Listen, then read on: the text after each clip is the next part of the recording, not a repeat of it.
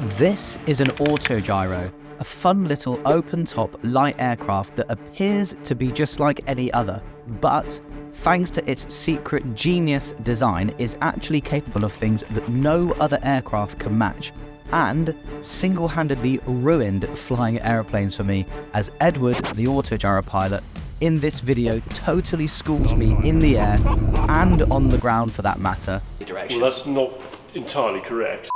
Demonstrating the incredible capabilities of these misunderstood aircraft. Oh my god.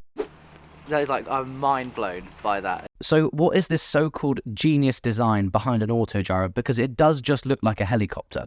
Okay, so unlike a helicopter, which has a driven rotor, which is driven by power from the engine and has a complicated pitch adjusting system, this rotor basically turns all by itself. It does that as a result of airflow through the disc, and it's very much like if you drop a sycamore seed, it will spin down like that. So it's a rotary wing, it's an aerofoil on both sides, but it doesn't articulate like a helicopter does. So that's not powered? It is not powered, but what we have is a pre-rotation mechanism here, which is connected to the engine here by this pulley. Right, okay. And we can press a button on the stick, and that will initiate the pre-rotator, and we spin it up to 200 RPM, and then once it's up at flying speed, you're ready to go. So after liftoff, you don't need to worry about the rotor speed at all. It will take care of itself. So because these things need forward motion to maintain lift from that rotary wing, they actually behave more like aeroplanes than helicopters. But that's where the similarities end, because that self-propelled rotary wing design is the Auto Gyro's secret weapon that puts it in a league of its own that Edward proves perfectly later in this video. You, like me, might sniff a little at these lighter, funny-looking aircraft because, well, some of them deserve it, but they never seem to stack up to the performance of a proper plane. They might not be able to handle as much wind, they aren't exactly built for bigger cross-country adventures, and are nearly all statistically considerably more dangerous than their bigger brothers. But not the Auto Gyro.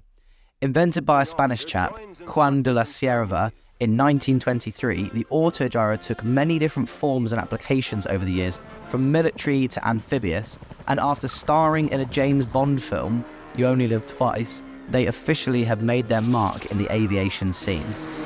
So although I'm a relatively new pilot, I've already done all sorts, from messing up aerobatics to once-in-a-lifetime encounters. The Spitfire's going to come down your right-hand side and passing underneath. And everything in between. And I'm here to share it all with the internet.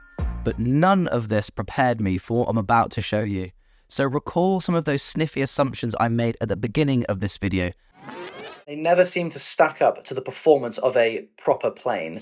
They might not be able to handle as much wind, they aren't exactly built for bigger cross-country adventures, and are nearly all statistically considerably more dangerous than their bigger brothers. And listen to what Edward has to say about each of these. Here as well. Wow, the fuel tanks are buried there. Yeah. Oh, wow. So this is the danger seat then? Well, Maybe they both are. despite appearances, it's actually an incredibly safe aircraft. One of the reasons for that is that in the event of an engine failure, unlike a helicopter, where you've got a very short time to react in order to disengage the rotors and put it into a state of auto-rotation, this aircraft is already in that state. You can fly it under complete control at a very gentle rate of descent. From 2,000 feet, you've probably got about 2 minutes. These aircraft, and I mean, they can actually handle extraordinary conditions. And that's one of the beauties of these aircraft. They're hugely fun. They can actually handle much more robust conditions than a lot of fixed-wing aircraft can. So this aircraft can handle 20-knot crosswind. And that's if you're landing straight down the runway. You can actually land them sideways if you're experienced enough. It has a Rotax 914 turbocharged engine producing about 120 horsepower. It has a maximum takeoff weight of 500 kilograms, so you've got quite a lot of useful weight in hand there. It can cruise at about 80-90 miles an hour. It has a range of about 300 miles, endurance of about 4 hours. Right, it's time for Edward to put his money where his mouth is. So we got suited and booted, safety brief, and quite literally hopped in. Here we go. Clear prop!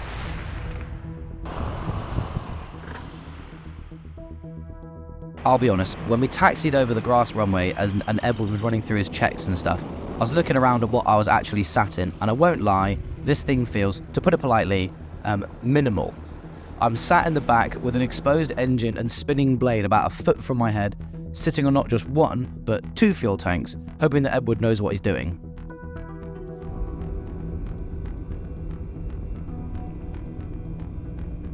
As Edward said, we have to initially pre-rotate that top spinning rotor to 200 RPM with the help of the engine. Brakes on. Kemble traffic, Golf Charlie Indy Golf Sierra is lined up 26 grass and pre-rotating.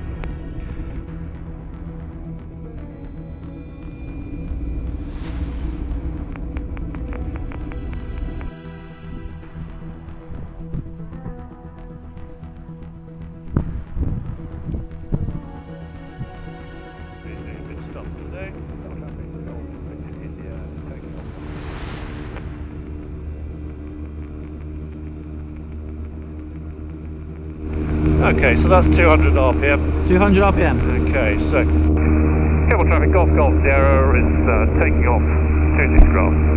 Then we hit full power to take off, and this was the first thing to totally amaze me. RPM. Up to 5. So starting a little light now. And full power.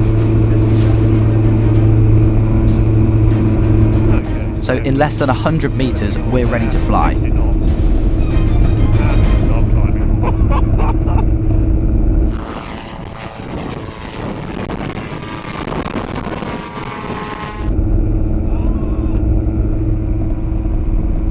Oh my god. And the only way I can describe how this takeoff feels is if you've ever been on a trampoline before with a friend and you do that double bounce trick that sends one of you shooting up. Well, it's exactly like that, except you just keep going.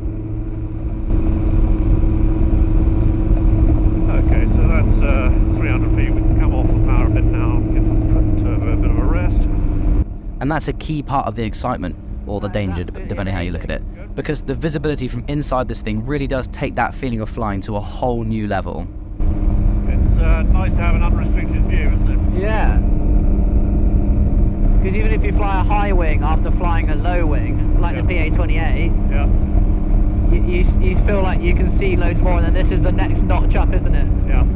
Actually, let's just wait until we get out of this cloud so we've got a bit of nicer sunshine. Yeah. But I'll show you a few manoeuvres. And these manoeuvres were something to behold. So excuse my cheesy reactions, but this was genuinely all real, and the last one was easily my favourite. And as you can feel, we can pull a bit of G and round to the left. So doing these steep turns is exciting enough in a closed cabin aircraft, but the thrill, like I said, is taken to a whole new level when you're this exposed. There we go. And now we'll just point ourselves into wind. Yeah. Look at your airspeed indicator. Yeah. We're just going to slow the aircraft down now. Okay. Okay. We're 40 miles an hour. And if you look directly down, we are stationary above the Oh, ground. let me get a little clip of that. Because you can fly these at such a low airspeed, see that there, 20 miles per hour, if you point into wind in the right conditions, you can get a 0 ground speed, so a sort of pretend hover. For reference, no aeroplane will be able to fly this slowly without stalling and falling. And yet we're just sat perched here nicely. Honestly, one of the strangest things to experience. Okay. Now what we can also do is reduce the power completely, like this, Yeah. and we can start to descend vertically. Oh my god. And we can also do a rudder turn. So if I put my left foot in, we will just turn on a sixpence, like Look that. at that. Then, Edward didn't give any notification, but he started, out of nowhere, just descending towards this vast expanse of like empty fields after demonstrating what would happen in an engine failure scenario. Some airspeed. And then, as we got closer and closer, he built his speed up more and more, and look what we ended up doing. And we would easily get into this field, as you can see. Fantastic, look at that. So climbing away now. So we're going to get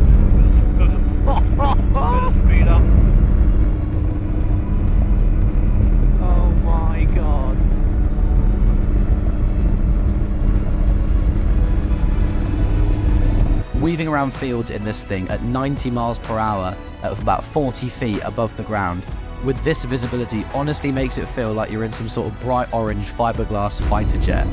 It was so cool. Look at that. It's safe to say I've learnt my lesson about making assumptions on some microlights. And who knows, maybe after a couple more flights I'll be truly converted. And if you ever get the opportunity to have a go at one of these things, I honestly could not recommend it more. But something I wouldn't recommend is getting yourself into the situation that we did in this video here. Thanks for watching.